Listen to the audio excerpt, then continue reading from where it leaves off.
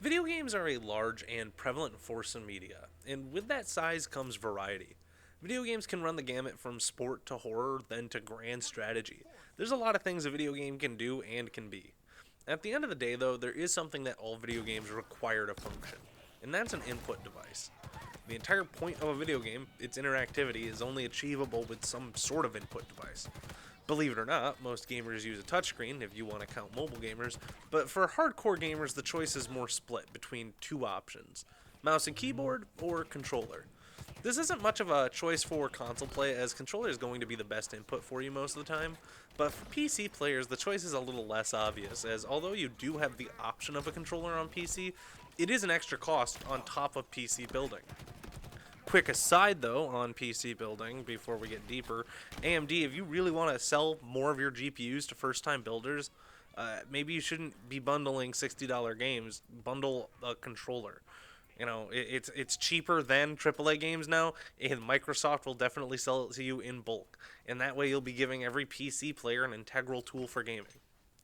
Integral, you may be asking? Didn't I just say it was optional to go with a controller over mouse and keyboard? Well, yes, for a lot of games. However, there are a few games and genres that you pretty much have to play with a controller. That's what we're going to be covering here today. Games that are just better on controller. Stick around until the end of the video, though, if you want some controller recommendations for PC that won't break the bank. Alright, without further ado, though, let's jump into things.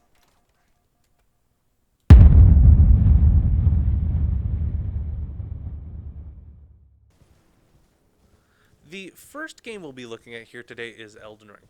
Now, you could really put any third person game resembling Dark Souls combat here, but the footage is going to be of Elden Ring. Now, I'm certain a lot of you know that Elden Ring is better with a controller, but I don't think anybody really thinks about why. It comes down to movement. The movement in a game like Elden Ring is very important because of dodging is important. Having that stick that can do a full 360 degrees of motion without relying you to look around to get there is great. On keyboard, you'd be locked to 8 degrees of motion. If you wanted to roll forward and slightly right on controller, no problem. But with keyboard, you hit W and D, you get a perfect 45-degree trajectory, which could put you out of position and cause trouble for landing follow-up attacks with the tight timing of the game.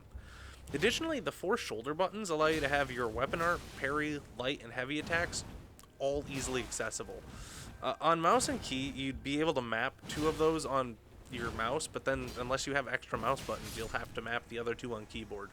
This would really slow down the flow of gameplay, and it would just feel kind of weird. Take it from me, as someone who has spent way too much time playing Elden Ring and Dark Souls, you'll want a controller for this one.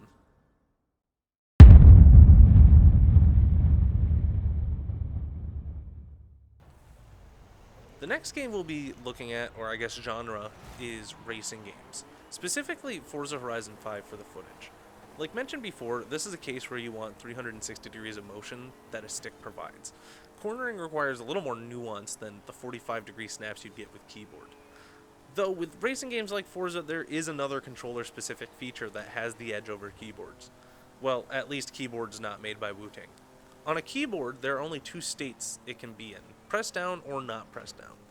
On a throttle, you can view not press down as foot off the pedal and press down as pedal to the floor. That's all you get on a keyboard, whereas with an analog controller, you're able to pull the trigger down more precisely to get where you need. You're forced to choose between max speed or no speed on keyboard. The trigger allows you to bridge the gap.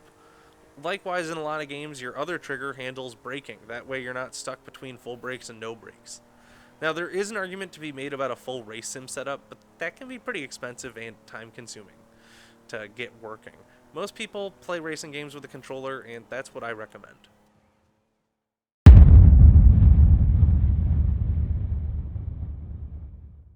Finally, I'll be looking at Tony Hawk's Pro Skater, but any skating or biking games do apply here as well. Yet again, the whole 360-degree thing is at play, but the sticks play another function. They're integral to the trick system. Now, I'm pretty bad at these types of games, but I can recognize how important the sticks are to the trick system. Holding grinds and hitting manuals all require balancing of the sticks, something I'm certain would not translate very well on keyboard. Additionally, being able to spin the stick so smoothly and quickly is necessary for pulling off more of the tighter tricks with tighter timings. This is something that could probably be related better by someone who is actually good at the game. But even being the noob I am, I really can recognize and recommend a controller for this genre of game.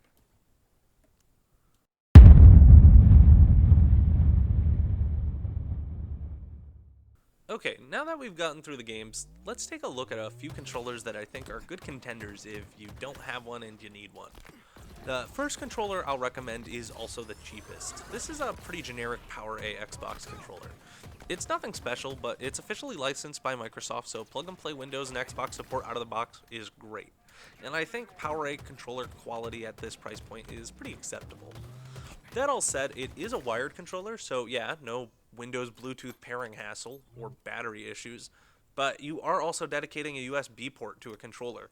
And for some folks with Bluetooth but limited I/O, that just won't work. Moving up in price a little bit though, we do get to the 8BitDo Pro 2 controller. This is a pretty compelling option due to it having Bluetooth, hair trigger functionality, and full switch support, including motion controls, all at $50. It features a more PlayStation-like layout, which based on your preferences may or may not be a good or bad thing. It's honestly good value for your money, and if you buy one, you won't regret it. That said, there are still a couple other controllers I want to talk about if you're willing to spend a little more time. Coming in at $60, the Xbox Series controller is the safest option. It has wide-ranging game and platform compatibility, featuring Bluetooth connectivity. It's just a convenient controller.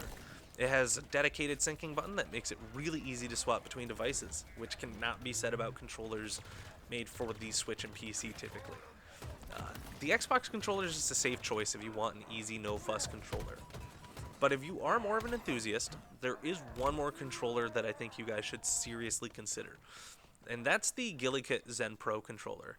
As far as I can tell, you can only get this controller at Target, but it undercuts the King Kong Pro 2 by $10, bringing its own price to just $60, and it still features the driftless Hall effect sensing joysticks.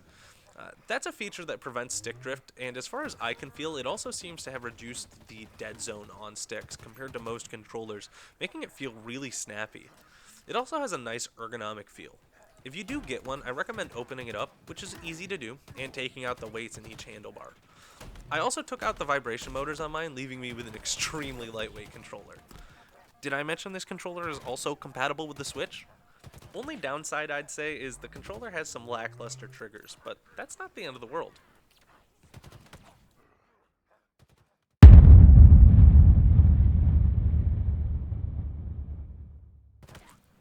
All in all, I really like controllers. I'm not certain if you guys can tell.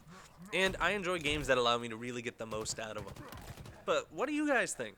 Do you guys play any of the games I mentioned on mouse and keyboard? Did I miss any really good controller recommendations? Let me know in the comments, and thank you all so much for watching.